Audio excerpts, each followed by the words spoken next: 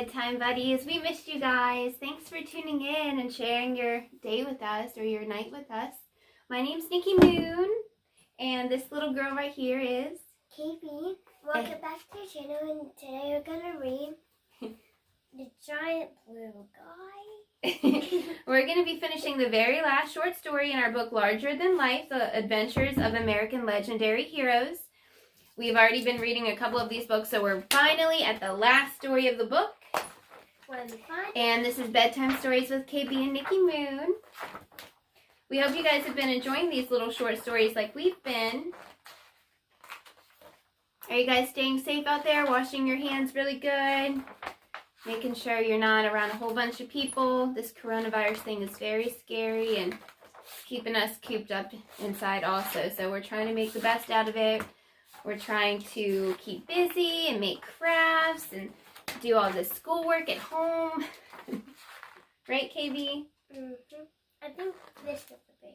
Yeah. So this is that the last one? Yeah, it is. Good job. So this story is called Paul Bunyan and Babe the Blue Ox. Paul Bunyan, the greatest logger of all time, the giant who pretty much invented the lumber industry, was born and raised in Maine. He had logged off the better part of that state before he turned 20. After that, he did some work in Canada before he turned up in Michigan. He became boss of a camp on the Big Onion River where he would cut down so much timber in a day that 300 mule drivers would have to work day and night to haul his logs to the river. He headed a camp full of mighty men, including French Canadians, Swedes, Irishmen, Scots, and any other logger who could give a good account of himself.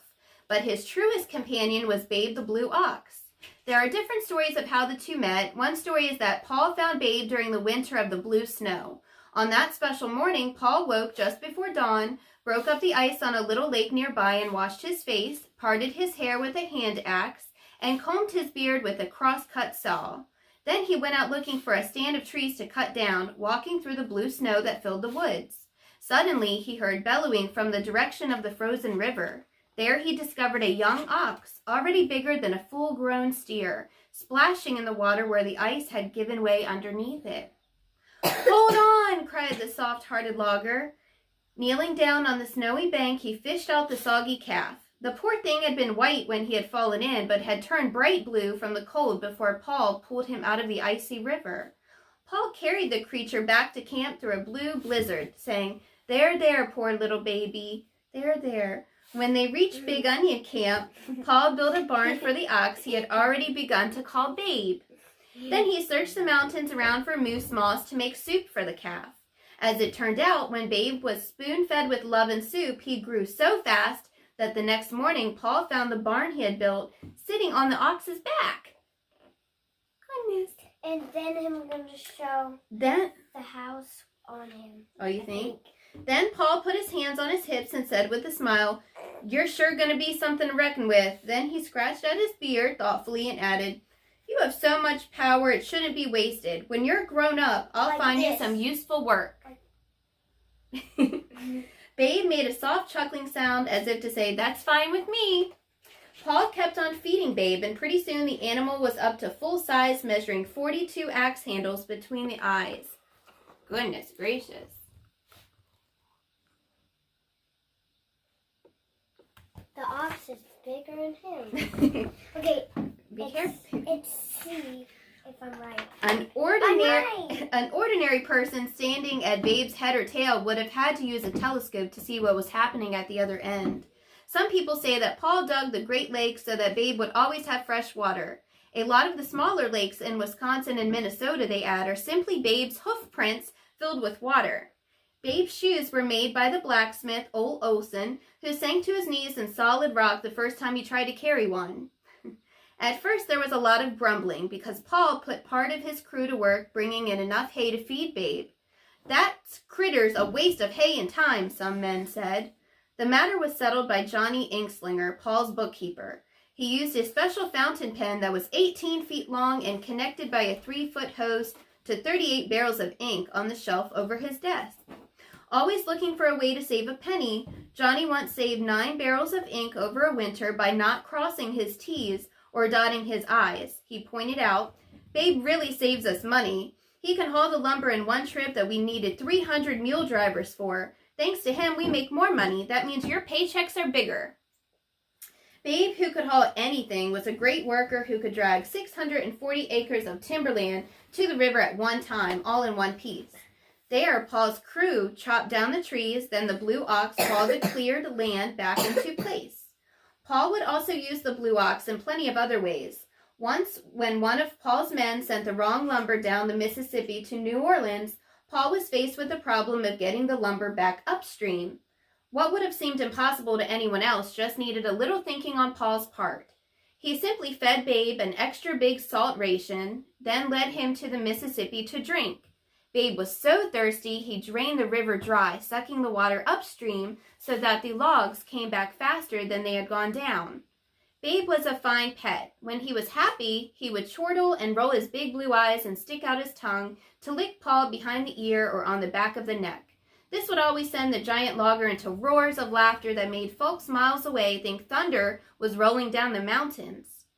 But Babe loved to play jokes on Paul's crew, and this could make the men angry. He would sometimes go to the lake from which the men got water and drink it dry in a single swallow. Then the men would have to go thirsty and dirty until the lake filled up again. Uh-oh.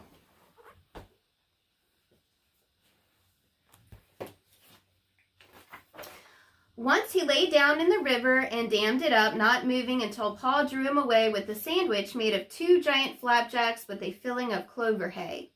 But even with all his joking, Babe helped Paul to keep the money rolling in. Paul added more and more men to his crew, building bunk houses so long that it took 3 days to walk from one end to the other. To keep his men well fed and happy, Paul hired the best camp cooks around, including Hot Biscuit Slim, Joe Muffinton, Sourdough Sam, Pea Soup Shorty, and Cream Puff Fatty, who made desserts. At Round River Camp, Paul built a cooking stove so big that it took 300 cooks standing shoulder to shoulder to keep it going. A special crew just to supply firewood was needed for it. When it was time to make flapjacks, a griddle would be lowered onto the stove, and this was greased by the kitchen workers skating along with bacon slabs tied to their feet. Meals were served by men on roller skates who raced up and down the long tables Paul had built.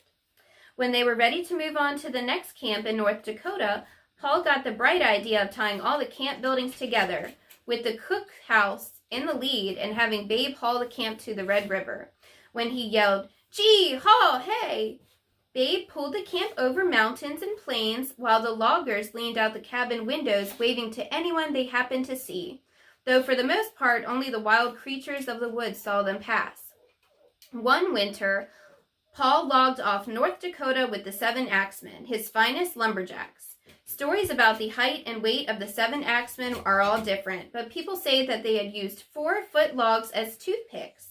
When they got working along with Paul, their axes often flew so fast they sometimes came close to setting fire to the forest. In the Dakotas, they all got carried away and logged off the whole of the state until there wasn't much left but bushes.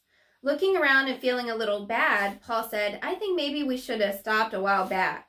Sitting on a big stump, Babe beside him, Paul looked out over the sorry wasteland he had helped make. To Babe, he said, "I won't let this happen again. It isn't good for the land, and there's nothing left for an honest logger to make a living."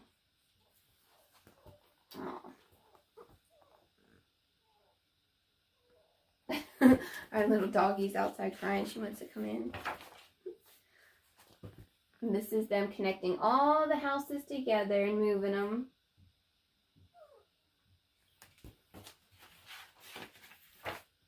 True to his spirit of making the best of the worst, Paul got up, took a big hammer, and pounded down the stumps into the ground. He turned the Dakotas into smooth, rolling plains that became fine farmland.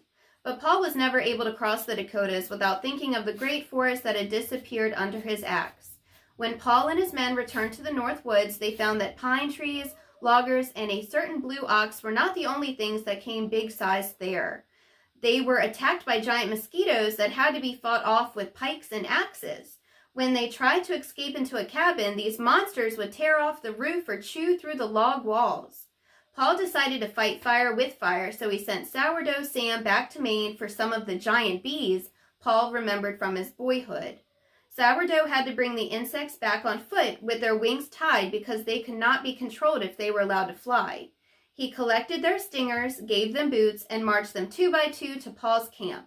But when Paul let the bees go, thinking that they would chase away the mosquitoes, he found he had planned wrong. The bees and mosquitoes intermarried, producing offspring with stingers in front and behind, and they got Paul's men coming and going. Paul got rid of them by sending ships full of sugar and molasses out to the middle of Lake Superior. The insects, who had a bee-like hunger for sweets, swarmed over the ships, eating so much sugar they could not fly, and they drowned trying to get back to shore. The following year, Paul decided to try his luck among the tall trees of Oregon and Washington on the Pacific coast. Since both he and the Blue Ox were getting a little on in years, Paul bought several thousand oxen to help Babe with the hauling. This worked out fine for several weeks until tragedy struck. Uh-oh. Wonder what's going to happen. I picked it out of it. Oh, you did? It's hard. On the fateful day, one of Paul's crew tied all the oxen together, with Babe in the lead, to haul lumber to the ocean. All went fine until they reached a deep valley. Babe, marching along in front, started up the far side of the valley before the rest of the team had finished coming along. As a result, all the normal-sized oxen were quickly and fatally strung across the valley like laundry, drying on a clothesline. By the time Paul discovered what had happened, there was not much to do but tell the men back at camp that there would be plenty of beef for breakfast, lunch, and dinner. After that, Babe continued to do the hauling alone, but Paul could see the Blue Ox was slowing down a bit, and to tell the truth, he felt himself slowing down some too. I catched it and it did this. Mm-hmm. So they're both getting old now. To Babe, he said, all these logging trucks and chainsaws and sawmills full of fancy gadgets are making me feel a little useless, even if I invented half the stuff myself. Babe made a soft sound as if to say, I agree. Not long after, they took themselves up to Alaska, where they enjoyed some old-fashioned logging. When they had their fill of the Arctic, they came back in a deep woods in Oregon or Minnesota or Maine, depending on who tells the story. Paul built a cabin for himself and a barn for Babe. There he keeps 2 big iron kettles bubbling all the time, one full of pea soup for himself and one full of moose moss soup for Babe. In the evenings, Paul sits on his porch and Babe rests nearby, and they listen to the trees growing, which is a joy they had never shared before. And that green growing power fills them so that they know they will be around as long as a single tree endures. So now they're growing the trees back up after cutting down so many, making them sad. And that is the end of that book. What did you guys think about that story? Wait. Let me see. It kind of makes me sad knowing that all those trees were cut down. What about you, Kibby? Mm-hmm. Because you know what trees help us do? Mm-hmm. What? Make houses.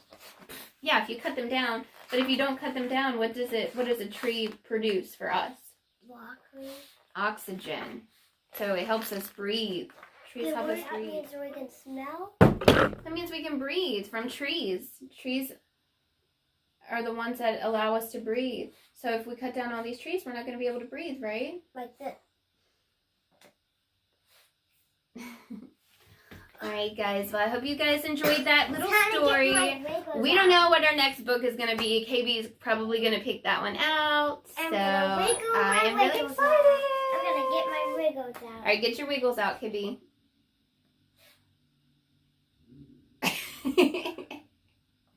Look like a zombie. And guess what? I have a tattoo on my leg. Oh, she's been busy with tattoos. Right. Alright guys, well have a good night. Sweet dreams. We love you guys. If you like this video, don't forget to hit that like button, subscribe, and share. And we'll see you guys for the next storybook. Bye. Bye. Mwah. Bye.